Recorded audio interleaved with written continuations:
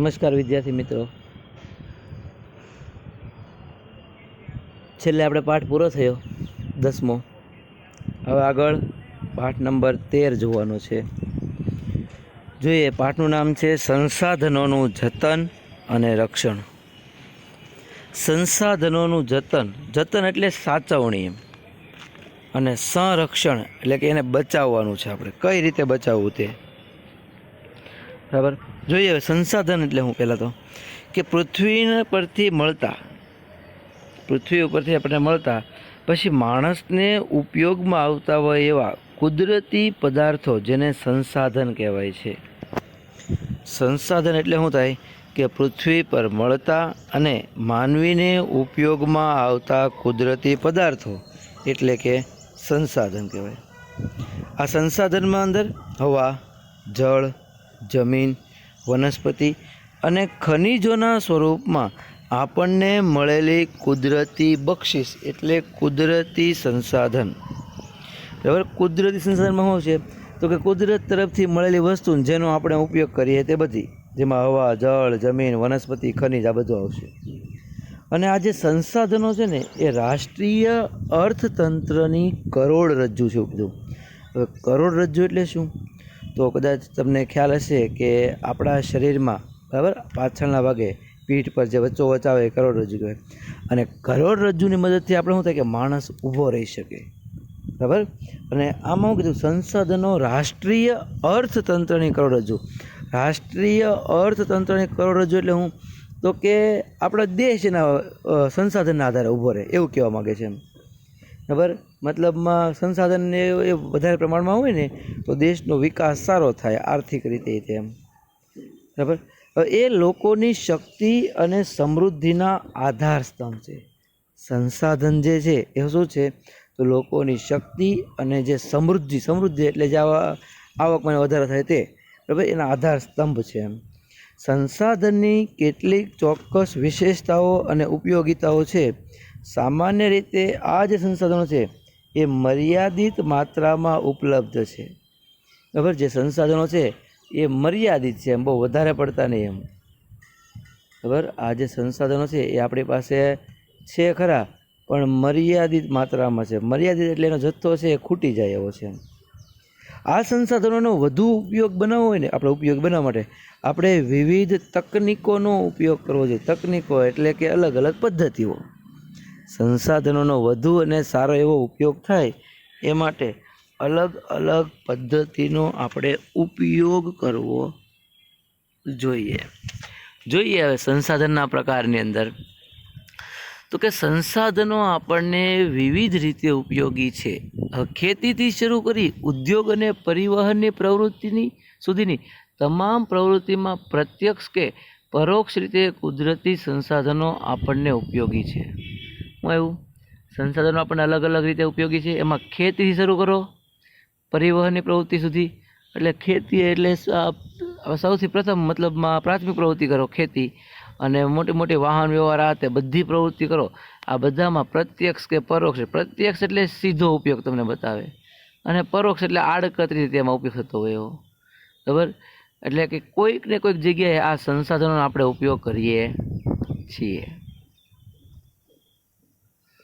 ખોરાક તરીકે જમીન અને વનસ્પતિમાંથી પ્રાપ્ત થતી વિવિધ સામગ્રી, ઈંધણ, ઉર્જા તરીકે સંસાધનનો ઉપયોગ. હવે જો ખોરાક તરીકે આપણે જમીનનો ઉપયોગ કરીએ, વનસ્પતિમાંથી પ્રાપ્ત થતી સામગ્રીઓ, પછી બળતણ એટલે કે ઈંધણ એટલે શું થશે બળતણ, અને ઉર્જા, આ બધાનો આપણે સંસાધનો તરીકે ઉપયોગ કરીએ છીએ. સંસાધનોને સામાન્યતઃ એટલે કે સામાન્ય રીતે બે જૂથમાં વહેંચવામાં આવે છે. એક કુદરતી અને એક માનવ નિર્મિત. કુદરતી જેમાં આપણા હાથમાં કાંઈ નથી, બરાબર, જે કુદરત દ્વારા આપણને પ્રાપ્ત થયેલું છે, અને માનવ નિર્મિત જે માણસે બનાવેલું છે.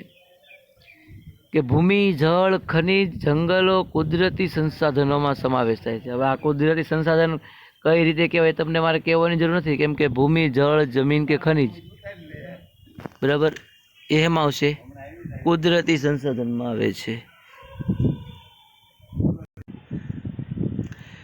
હવે જે આ કુદરતી જે છે ભૂમિ, જળ, જમીન બરાબર એમાંય બે પ્રકાર પડે, એક જૈવિક અને અજૈવિક. જૈવિક અને અજૈવિક. હવે જોઈએ, ભૂમિ, હવા, જળ, જમીન આ અજૈવિક સંસાધનો છે, જ્યારે જંગલો, પ્રાણીઓ આ જૈવિકમાં. ટૂંકમાં આપણે જૈવિકની વાત અગાઉ આવી ગઈ, બરાબર. જે સંસાધન છે ને આપણે ટૂંકમાં એવું કહી શકીએ કે જેમાં જીવ હોય, જંગલ આપણે વૃક્ષોમાં જીવ કહીએ છીએ, પ્રાણીઓ તો કે જીવ હોય, તો આ બધા જૈવિકમાં આવે. ભૂમિ, હવા, જળ, બરાબર, એ અજૈવિકમાં આવશે. કે માનવીએ સર્જેલા ઔદ્યોગિક એકમો, સ્મારકો, ચિત્રકળા અને સામાજિક સંસ્થાઓ આ બધું શું છે? માનવ નિર્મિત સંસાધનો છે. માનવીએ સર્જેલા એટલે કે બનાવેલા.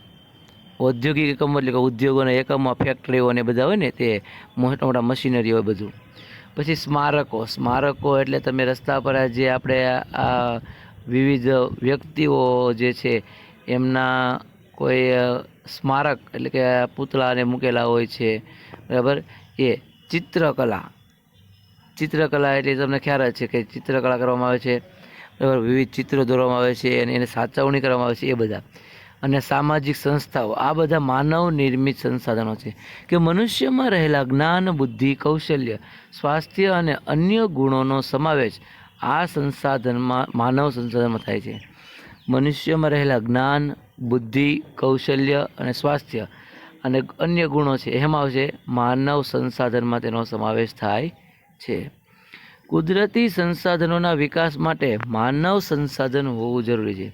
કે કુદરતી સંસાધનોના વિકાસ માટે માનવ સંસાધન હોવું એ અત્યંત જરૂરી છે. કેમ ખબર? કે કુદરતી વસ્તુ છે, બરાબર, તો કે એ બધી ડાયરેક્ટ ઉપયોગ સીધો કરી શકાતો નથી. સીધો કરી પણ શકાય અને ન પણ કરી શકાય, બરાબર. પણ એનો તમારે ઉપયોગ કરવો હોય ને, એટલે કે માનવ સંસાધનમાં એમાં તમારે પરિવર્તન કરવું જ પડે એમ, બરાબર. એમાં રૂપાંતર થાય અને પછી એનો ઉપયોગ થાય છે એમ, બરાબર. કે આપણને ખનિજમાંથી જે મળે છે, બરાબર, તો એ કે ડાયરેક્ટ ખનિજનો આપણે ઉપયોગ ન કરી શકીએ. એનો માનવ ખુદ આપણે આ મશીનરીમાં ને એમાં એનો પ્રોસેસ થાય, અને પ્રોસેસ પછી આપણને એમાંથી અલગ અલગ ધાતુઓ અલગ અલગ સ્વરૂપે મળતી હોય. એટલે કે કુદરતી સંસાધનનો તમારે વિકાસ કરવો હોય તો એના માટે માનવ સંસાધન હોવું જરૂરી છે. કેટલાક એવા સંસાધનો છે જે ચોક્કસ સમયમાં સ્વયં નિર્માણ પામે છે. કેટલાક સંસાધનો એવા છે જે ચોક્કસ સમયે સ્વયં નિર્માણ એટલે કે જાતે પાછા બની પણ જાય છે. ઝાડ, પાન, પશુ, પક્ષી પોતાની જાતે પેદા થવાની ક્ષમતા ધરાવતા હોય છે, એટલે એ જાતે ઉગી નીકળે છે, જાતે બની જાય છે એમ, બરાબર. આમ વન અને વન્યજીવ એ ચોક્કસ સમયમાં નિર્માણ પામતા રહે છે. વન અને વન્યજીવ તો આપણે એવું કહી શકીએ ને કે જૈવિક સંસાધન છે ને એ ચોક્કસ સમયે નિર્માણ પામે છે પાછા. હવે સંસાધનોના સંરક્ષણ, બરાબર. સંરક્ષણ એટલે એને સાચવણી. તો કે કુદરતી સંસાધનો છે ને એ મર્યાદિત છે. મર્યાદિત એટલે ખૂટી જાય એવા છે. જ્યારે માનવીની જરૂરિયાતો કેવી? અમર્યાદિત. માનવીની જરૂરિયાત ક્યારેય પૂરી થતી નથી. છેલ્લા કેટલાક વર્ષોથી તકનીકી ક્ષેત્રે થયેલા અસાધારણ વિકાસ અને વસ્તી વિસ્ફોટથી સંસાધનોનો ઉપયોગ ખૂબ વધી ગયો. શું થયું છેલ્લા અમુક સમયથી?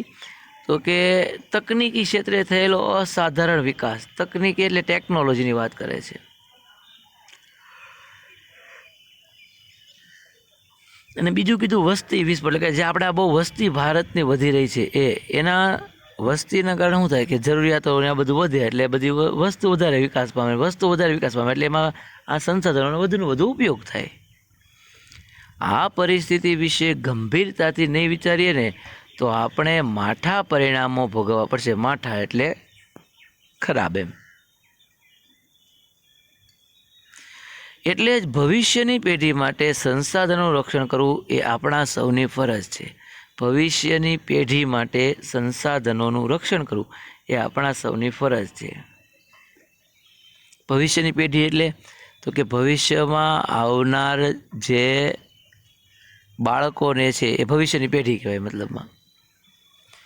હવે એ ભવિષ્યમાં આવનાર જે લોકો છે મતલબમાં જેનો જન્મ નથી થયો એની વાત છે, બરાબર, કે એના માટે આ સંસાધનોનું રક્ષણ કરવું એ આપણી ફરજ છે. સંસાધનોનું રક્ષણ એટલે સંસાધનોનો વિવેકપૂર્વક ઉપયોગ કેટલાક સંસાધનો પોતાની મેળે જ ચોક્કસ સમયમાં હિસ્સાની પૂર્તિ કરે છે અથવા અખૂટ હોય છે. સંસાધનોનું રક્ષણ એટલે શું થાય કે સંસાધનોનો વિવેકપૂર્વક ઉપયોગ, યોગ્ય ઉપયોગ કરવાનો એમ.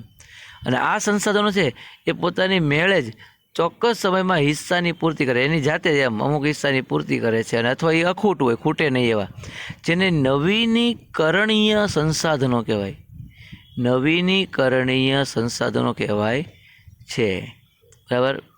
હવે જેમ જંગલ, સૂર્યપ્રકાશ એકવાર વપરાયા પછી પુનઃ ઉપયોગમાં લઈ શકાતા નથી કે બનાવી શકાતા નથી, તેને અનવીનીકરણીય સંસાધન કહેવાય.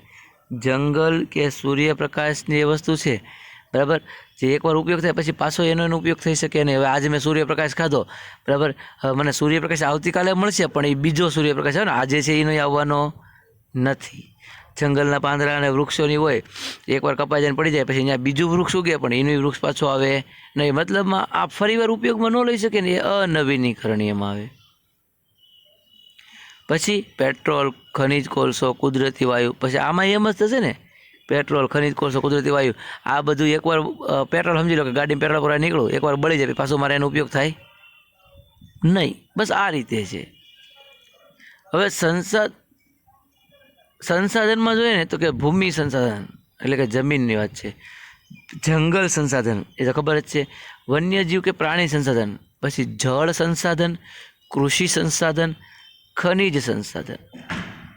આ ઉપરાંત માનવી પણ સ્વયં એક સંસાધન છે અને સંસાધનોને માલિકી, પુનઃપ્રાપ્યતા, વિતરણ ક્ષેત્રના આધારે પણ વર્ગીકૃત કરવામાં આવે.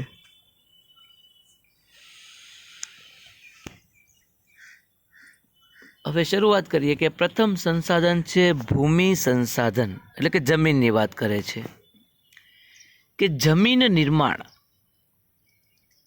કે સામાન્ય રીતે ભૂસપાટીનું ઉપલું પડ જેમાં વનસ્પતિ ઉગે છે, એટલે કે જમીનમાં જેમાં આપણે બધું ઉગે છે તેને આપણે જમીન કહીએ છીએ. અને જમીન પૃથ્વીના પોપડા પર અનેક વિવિધ કણોથી બનેલું એક પાતળું પડ છે.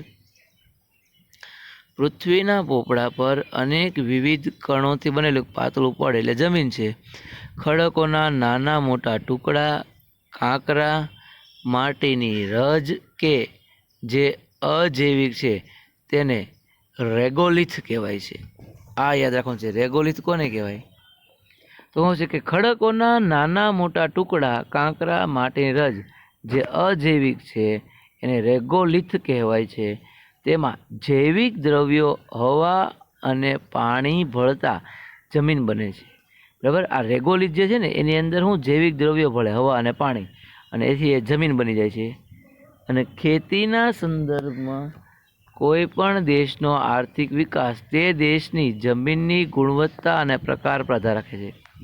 ખેતીના સંદર્ભમાં વાત કરીએ તો કોઈ પણ દેશનો આર્થિક વિકાસ છે એ દેશની જમીન અને એની ગુણવત્તાની ઉપર આધાર રાખે છે. જમીન કેવી છે એ અને એની ગુણવત્તા જમીનની, એના પર ખેતી આધાર રાખે છે એમ. ત્યારબાદ જોઈએ તો આવે છે જમીનના વિવિધ પ્રકારો. હવે પ્રકારની અંદર તો કે ભારતીય કૃષિ સંસાધન પરિષદ, જેને ટૂંકમાં નામ છે ICAR, ભારતીય કૃષિ સંસાધન પરિષદ દ્વારા ભારતની જમીનને કુલ 8 પ્રકારમાં વહેંચવામાં આવે છે. કેટલા પ્રકાર છે? 8. હવે પ્રકાર જોઈએ તો કે પહેલું છે કાંપની જમીન, પછી રાતી અથવા લાલ જમીન, કાળી જમીન, લેટેરાઇટ જમીન, રણ પ્રકારની જમીન, પર્વતીય જમીન, જંગલ પ્રકારની જમીન અને દલદલ પ્રકારની જમીન. કાંપની, રાતી અથવા લાલ, કાળી, લેટેરાઇટ, રણ, પર્વતીય, જંગલ અને દલદલ પ્રકારની. પછી આવે છે જમીનનું ધોવાણ અને સંરક્ષણ. બરાબર. જોઈએ ધોવાણ અને સંરક્ષણ કે જમીનનું ધોવાણ ગતિશીલ પાણી કે હવા દ્વારા થાય છે. ગતિશીલ પાણી કે હવા દ્વારા આ જમીનનું ધોવાણ. ધોવાણ એટલે શું થાય કે સીધી વસ્તુ તમે ટૂંકમાં સમજાવું તો નદી કિનારે તમે જાઓ તો નદી કિનારે આપણને ખબર છે કે આ પાણી જતું હોય ને એમ હારે જમીનની માટી હોય ને એમાંથી અમુક કણ જતા રહે છે, એટલે એ પાણી હારે વહેતા જાય એમ, એ ધોવાણ કહેવાય. એમ એ રીતે હવામાં પણ, બરાબર, કે હવા પવન ફૂંકાય એટલે પવનની હારે શું થાય કે જમીનના અમુક કણો ઉડીને આગળ જતા રહે છે, એ ધોવાણ કહેવાય એમ. કે જમીનના ઉપલા કણોનું ઝડપથી કુદરતી બળો દ્વારા અન્યત્ર સ્થળાંતર થઈ જવું તેને જમીનનું ધોવાણ કહેજો. હું જમીનના ઉપલા કણોનું ઝડપથી કુદરતી બળ દ્વારા અન્યત્ર એટલે બીજી જગ્યાએ સ્થળાંતર થઈ જવું. એટલે મેં કીધું એમ પાણીથી શું થાય, પાણી ધક્કો મારે એમ ધીમે ધીમે ઉપરનું જમીનના જે ઉપલા કણો હોય એ આગળ આગળ ખસતા જાય, એને ધોવાણ કહેવાય. એ પછી પાણીથી થાય, હવાથી પણ થાય એમ. અને આવું થવાથી જમીન ખેતીની ઉપજમાં ઘટાડો થાય છે. જમીનમાં ખેતીની ઉપજમાં જે ઘટાડો થાય આને કારણે થાય, અને એ આપણે જમીનનું ધોવાણ અટકાવવું જોઈએ. પછી આવે છે જમીનનું ધોવાણ અટકાવવાના ઉપાયો. અટકાવવું કઈ રીતે? જમીનનું ધોવાણ અટકાવવું કઈ રીતે જોઈએ તો કે પડતર જમીનમાં વૃક્ષોનું વાવેતર કરવું જોઈએ. જે પડતર ખાલી પડી એનું શું કરવું? વૃક્ષો વાવવાના. અને જ્યાં ઢોળાવવાળી જમીન છે ત્યાં પગથિયા પદ્ધતિથી ખેતી કરવી જોઈએ. જે ખાલી પડેલી જમીન છે ને વૃક્ષો વાવવાના, જ્યાં ઢોળાવવાળી જમીન છે એને પગથિયા પદ્ધતિ એટલે કદાચ તમે અસમના બગીચા જોયો આમ સ્ટેપ પાડી દે એ લોકો, થોડુંક સીધું હોય પાછું મોટું સ્ટેપ પડે, પાછું થોડુંક સીધું સ્ટેપ પડે, આવી રીતે શું થાય પગથિયા પદ્ધતિ ખેતી કરવાની. અને આડબંધ બાંધવા જોઈએ. આડબંધ બાંધવા એટલે શું થાય? પાણી વહી જતું અટકે. આપણે નદીના પુલ પર તમે ઓલા નદીના એના જે વચ્ચે ખબર તમે ઓલા ચેક ડેમ કહો એ આડબંધ કહેવાય. એનાથી શું થાય? પાણી વહી જતું અટકે, ને પાણી વહી જતું અટકે એટલે હારવાર ધોવાણ પણ અટકે એમ. જમીન પર ચઢાણ પ્રવૃત્તિને નિયંત્રણમાં લેવી જોઈએ. બરાબર? જમીન પર ચરાણ પ્રવૃત્તિ એટલે જે ઘાસચારા માટે જમીન ઉગાડો, ખાલી ઘાસ ઉગે એમાં નિયંત્રણમાં રાખવી જોઈએ એમ, ચરાણ પ્રવૃત્તિ. બરાબર? પછી ભૂમિ સંરક્ષણ. ભૂમિ સંરક્ષણ એટલે જમીનનું ધોવાણ રોકીને જમીનની ગુણવત્તા જાળવવી. ભૂમિ સંરક્ષણ એટલે કે જમીનનું સંરક્ષણ એટલે હું રક્ષણ કઈ રીતે કરવાનું? જમીનનું ધોવાણ રોકવાનું અને જમીનની ગુણવત્તાની જાળવણી કરવાની. નદીના કોતરો અને પહાડી ઢોળાવો જે છે એના પર વૃક્ષોને ઉછેરવા. નદીના કોતરો અને પહાડી, નદીના કોતરો એટલે નદીની જે ઓલા સાઈડના કિનારો હોય ને ત્યાં આવે. બરાબર? એ કોતરો. પછી પહાડી ઢોળાવો, જે પહાડ પરના જે ઢાળ છે ત્યાં વૃક્ષો ઉછેરવાના. રણની નજીકના ક્ષેત્રમાં વાતા પવનોને રોકવાના, કેમ કે રણની રેતી ઉડે ને આગળ આગળ જાય, અને જેટલી આગળ રણની રેતી વધે એટલું આગળ રણ વધે, એટલે શું થાય? જમીન બગડે આપણી. વૃક્ષોની હારમાળા ઉગાડવી. પવનને રોકવા માટે શું કરવાનું? કે રણનો જે કિનારો છે વૃક્ષોની આખી લાઈન કરી દેવાની એમ.